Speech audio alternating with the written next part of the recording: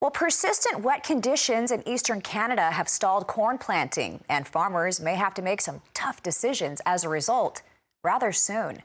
Lindsay Smith with Real Ag Radio and RealAgriculture.com. She joins us now with the latest. Thanks for joining us, Lindsay. What are the concerns for eastern Canadian farmers? Let's start there. Well, yes, thanks so much for having me on. It is, the middle of May, and for much of Ontario, as well as Quebec and points east, conditions just have been far too wet to get the corn crop in the ground.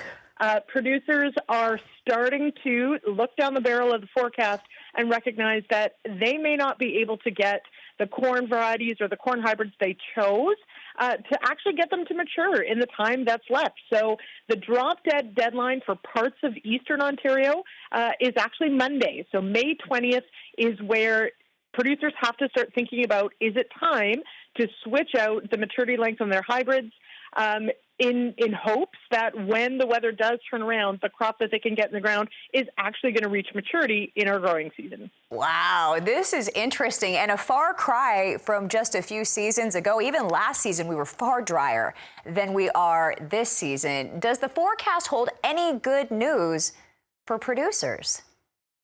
Well, you're right. Last spring, especially here in Ontario, we had almost ideal conditions where it was warm and dry and sunny and beautiful, and the crop went in just, incredibly quickly. For parts of Ontario, we are probably, we're only about 15 to 20% planted. We should be in that 60-ish range, so we're well behind. And just as a note, Ontario grows about 60% of Canada's corn crop all happens here in Ontario. So as far as, the acres go, maybe not a huge number, but as a percentage, a big deal. So as far as the forecast, we did have more rain since those percentages were tallied on Monday.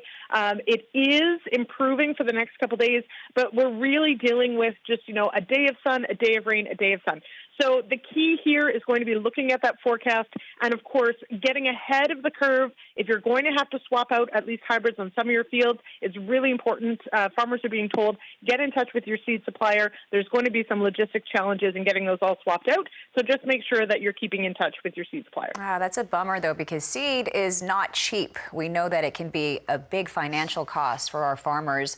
What other challenges do you see if we are going to see quite a bit of replanting? How might this impact overall yields going forward? Well, it's a great question. We know that, a longer season, a full season corn hybrid offers the highest yield potential.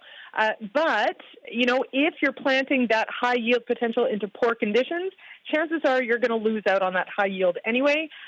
So, agronomists are really saying, well planted is going to still yield more. So shifting to that shorter season variety still can get you excellent yield if it's into the right conditions. So being patient with the right hybrid should still result in excellent yields, so long as we get, of course, a decent growing season, which we all hope for.